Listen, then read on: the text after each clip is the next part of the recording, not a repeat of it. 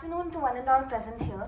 We are Team 2, Zuari, and we stand before you to present our policy on development of hinterland tourism.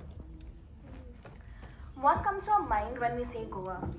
First thing that comes to my mind is stunning beaches, vibrant night culture, and coastal tourism.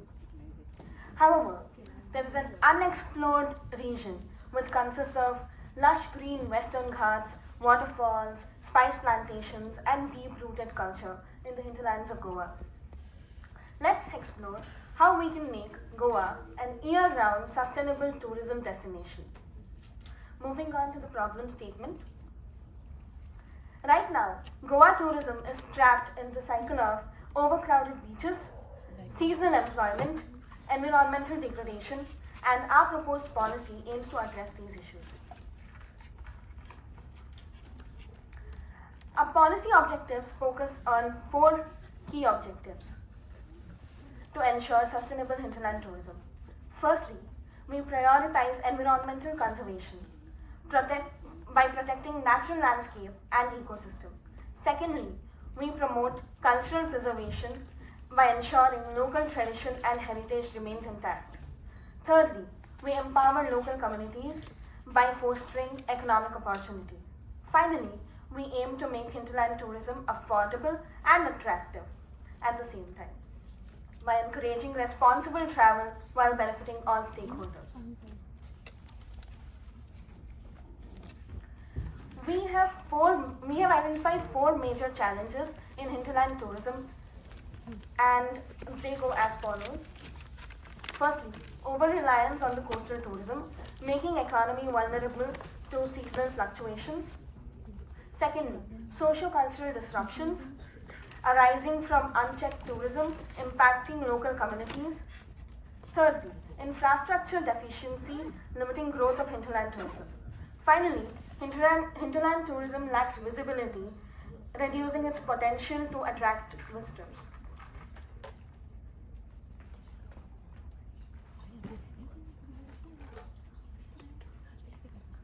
Collaboration among all key stakeholders is a very important aspect of any policy. Here,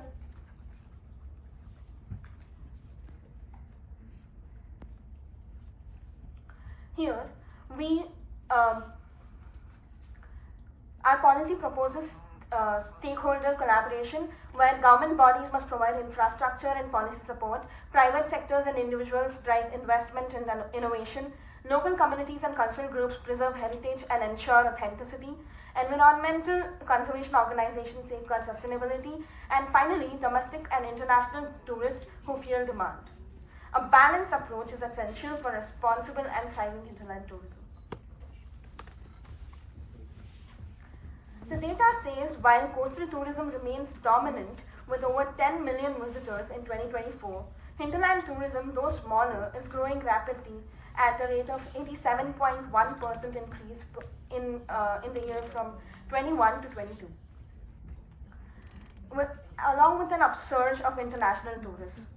With tourism contributing to 18% of Goa's NSDP and coastal areas nearing full capacity, redistribution of footfall to hinterlands is not just an opportunity but a necessity for sustainable development. I request my teammate to take over for the proposed policy reforms. Thank you. Our proposed policy measures are of 7-fold. And to begin with, I will start with our first proposed policy measure.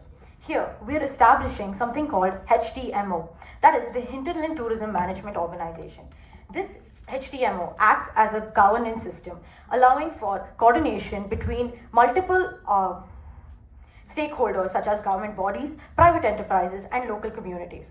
They act as a means of bridge to communicate between all of these stakeholders and allows for a sustainable and niche hinterland tourism development. The second policy measure that we hope to implement is of identifying 3 zones: agro-tourism zone, eco-tourism zone, and cultural heritage zone.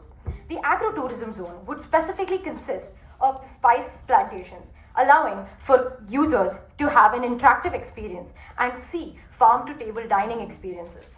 This allows tourists to also have hands-on experience with the agricultural base of Goa. The ecotourism zone. We would be strengthening trekking trails and also building jungle lodges from the Karnataka model that has been implemented. These jungle lodges and trekking trails, strengthening of these trekking trails would allow for ecotourism to grow with adventure tourists. Cultural heritage zones.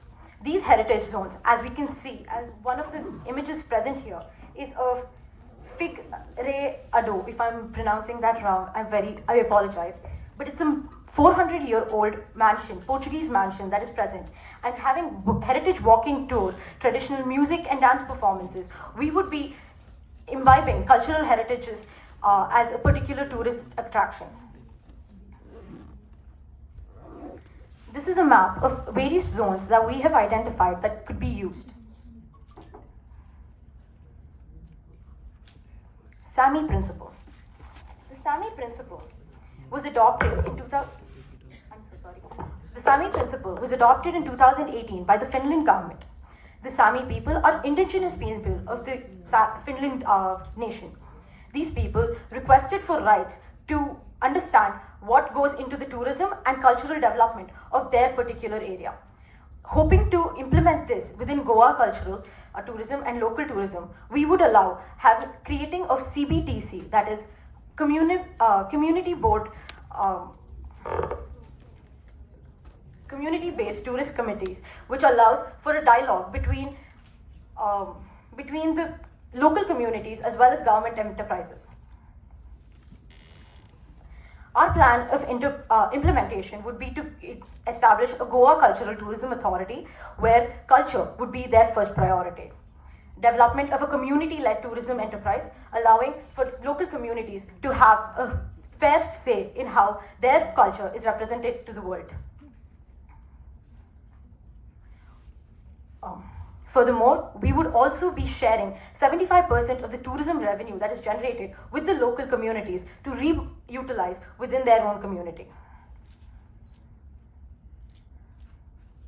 Our fourth policy measure that we have implemented or hope to implement is the sustainable transportation and accessibility of hinterland tourism.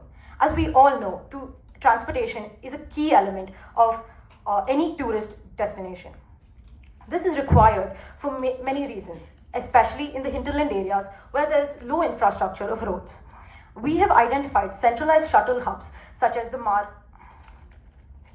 Margao, Kanankon, Kurchorem, and other centralized hubs that would allow for various shuttle services to be provided. We have identified 4 routes: Margao to Kollam, to Dudhsagar, Margao to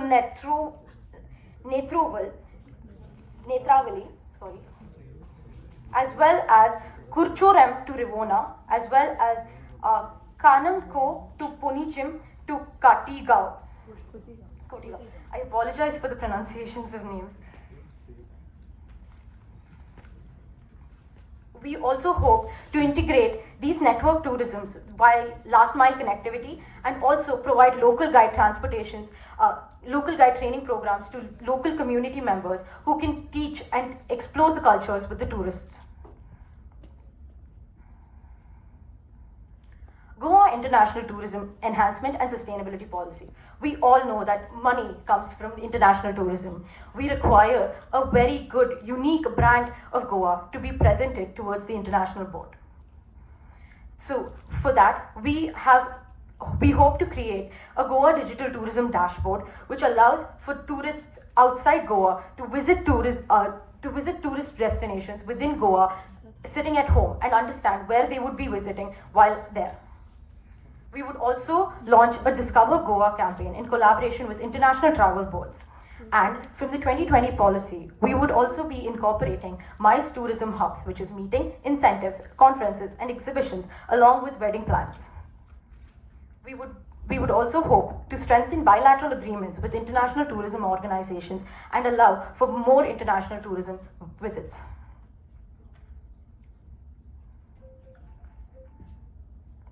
The development of eco-lodges in Goa's wildlife sanctuaries. This is a Karnataka-based model that has allowed for jungle lodges to be developed in low-impact zones of ecologically sensitive areas. This allows for jungle areas to be explored by tourists along with sustainable growth of this particular area. We will make sure that minimal damage happens to the environment while also using sustainable materials to make lodges. 80% of the employment would be for the eco-lodges would be reserved for local employees.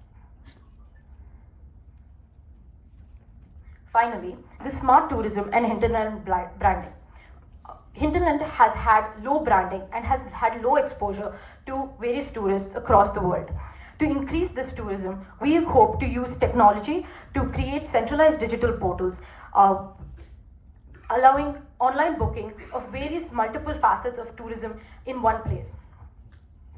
We also hope to create geo-targeted ads, allowing for tourists to find niche areas of experiences. We hope to have an influencer fest, allowing influencers to come here, interact with the cultures, and also promote hinterland tourism that way.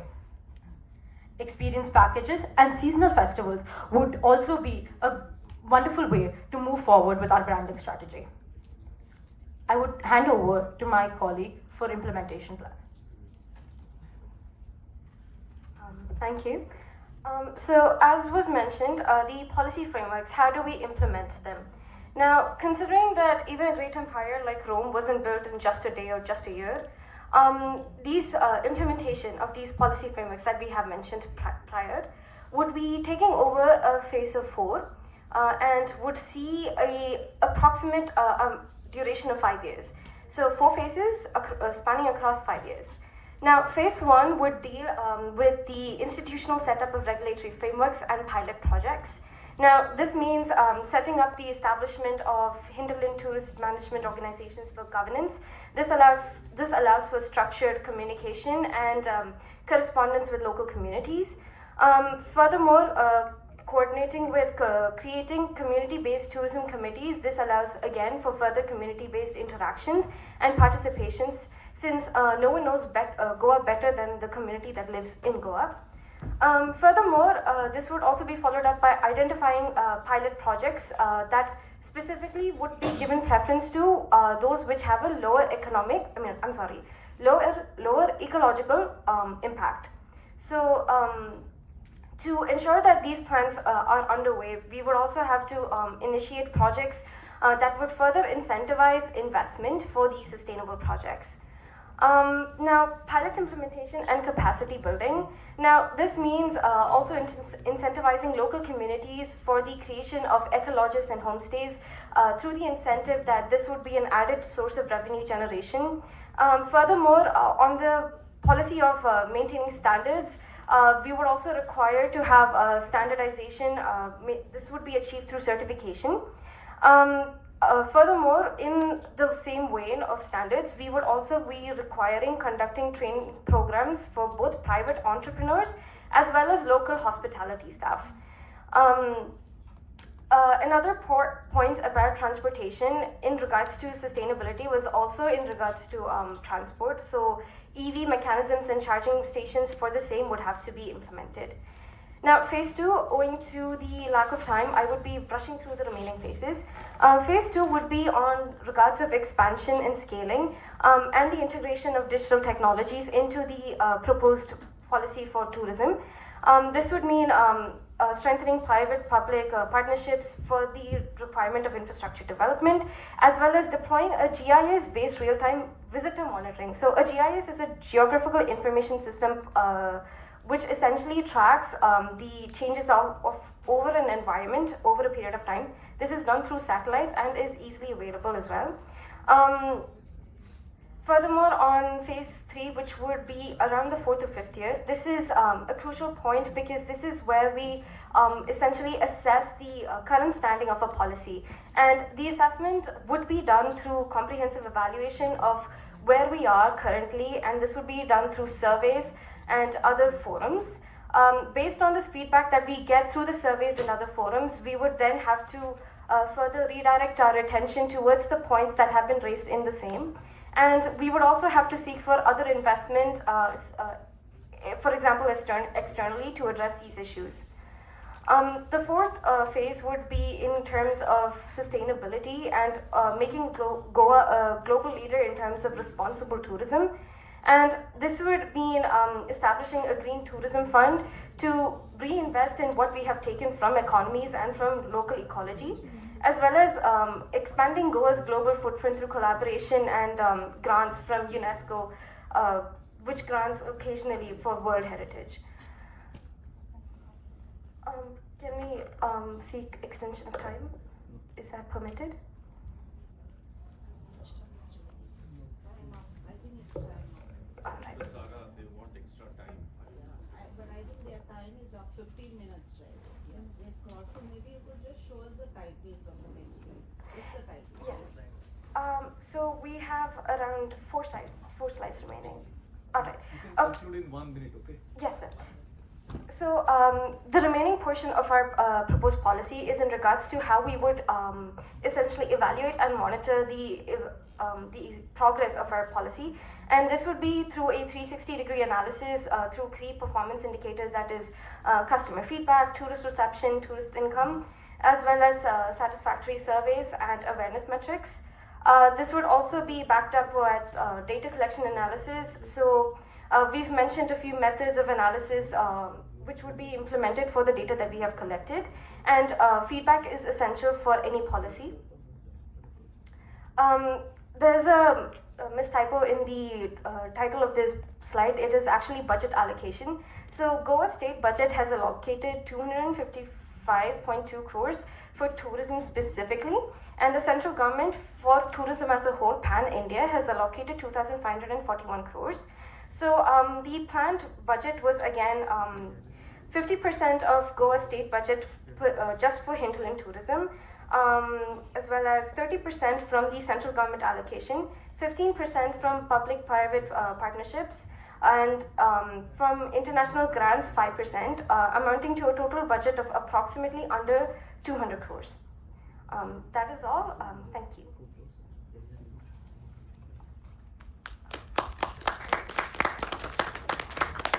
Well presented. Just one small thing over here. You talked about agrotourism, Yes, sir. okay, and interactive experiences for people. What do you have in mind? So, sir, as was mentioned by my colleague, what we're planning to propose is that essentially tourists would have a hands-on experience with the farm, that they'd have a grounds experience. So they could participate in harvest programs like how Sula Vineyards does it. So they have a approach where tourists are allowed to see the harvest procedure, how they make wine. So similar to that, tourists could also see harvest procedure and eat products that they have harvested themselves. So there is a growing demand for organic products. Okay. Just one more question. Yes, sir. You have suggested one community-based tourism board Committee, sir. Yes, committee, yes, like. sir. See, you have suggested it based on something.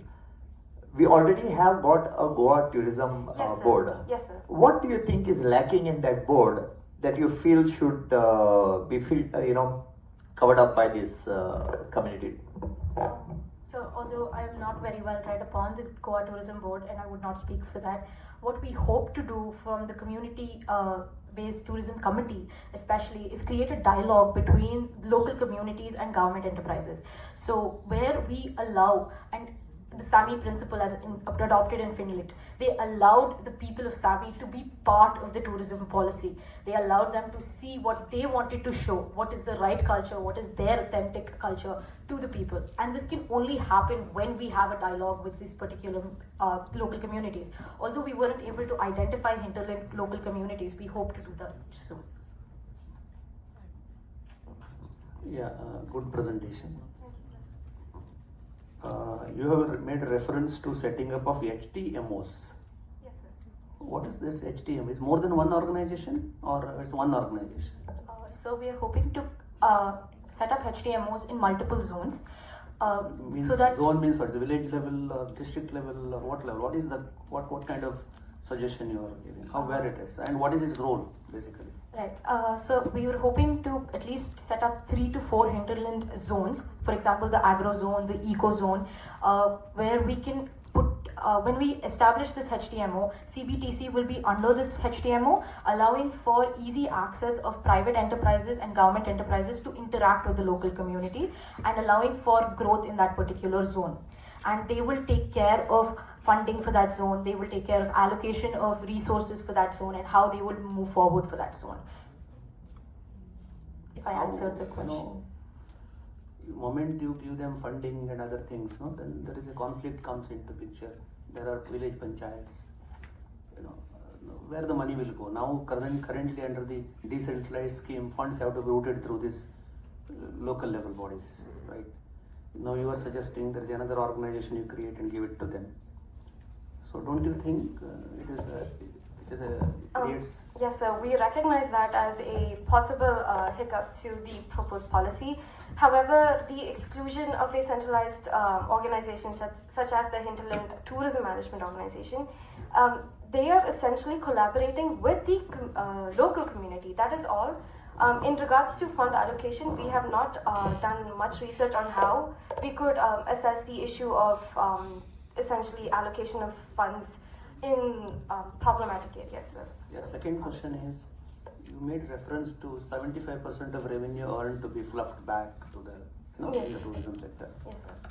How practical it is possible? In the government sector, all money goes to the government treasury. Okay, all money goes to the government treasury. It doesn't go to the bank account. What do you think? How it is possible to give them? What is your thought process on that? So this is a model based on what we take, we give back.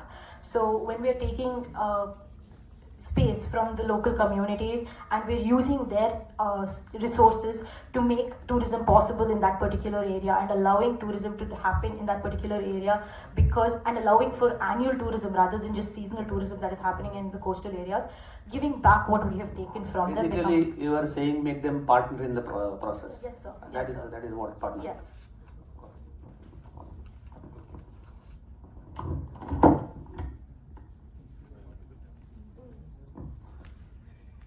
Now I'm audible? Yeah. Okay, you have made again a large number of points. What exactly you had in mind when you were talking of skill development? Can you answer that in the context of your own framework of agro-tourism, eco-tourism and cultural tourism? And would that make, how do you ensure that what is generated is responsible tourism? What exactly is responsible tourism? Or yours is only a finance-based, finance flow tourism? Or how do you generate money from responsible tourism? That is my question. All right. That should relate skill generation within your framework. So skill generation within our framework would include training programs for local guiding, as well as training programs for creating of homestays and how they should hotel management essentially, but in a more rural scale rather than the professional hotel management scale, so that we get authentic Goan experience rather than what we would get in a 5-star hotel, so that we understand the culture and the true we can walk the walk rather than talk the talk. Also, in relation to responsible tourism, our first objective was environment conservation, preservation of culture and other aspects before coming to attractive and affordable tourism, because we want a good sustainable foundation that can last a longer period rather than going straight for money and hoping for revenue generation from the very front. No, it seems at present tourists, visitors coming to Goa seem to have a sort of a one-dimensional way. They come to Goa and they feel it's about their freedom, and they feel that they are understanding Goa. There has to be a two-way street if you want to generate responsible tourism out of it, that has to be a two-way street, and that cannot happen if the local community does not take up the responsibility. Yes, sir, which is precisely why we included the mechanism of a community-based tourism committee. Therefore, communities themselves could present their culture. So what happens often with areas that are very popular to tourists is the eventual degradation of culture, and the eventual degradation and commercialization of culture. So culture loses its substance and becomes a mere shell of what it was initially. So this community, the community participation is largely what our policy also hinges on. We're hoping that the community interactions with the tourists and with the management in the center would allow for the preservation, thereby going forward with the responsible tourism, sir. To add on to what she said, we would like to balance economy with environment, and considering that hinterland tourism has not been developed and it's a very new concept, we need a total new skill set and people to develop those new skill sets, considering those are eco-sensitive zones, and we have to be very careful when we take in tourists to those zones to ensure that environment is conserved. This is very essential to develop a new skill set, and the training programs provide for the same. Thank you. Thank you, sir.